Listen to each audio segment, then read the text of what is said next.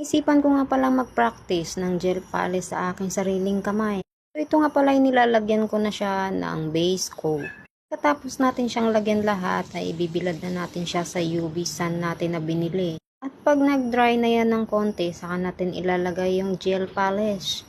Ayan na nga yung kulay niya, medyo madilim kasi sa area na yan, kaya hindi masyadong kita yung kulay ng cutics. Medyo matagal lang nga ito gawin kasi matagal rin siyang matanggal. So ayan na nga yung kanyang finish. Hindi nga siya perfect pero more practice pa talaga tayo.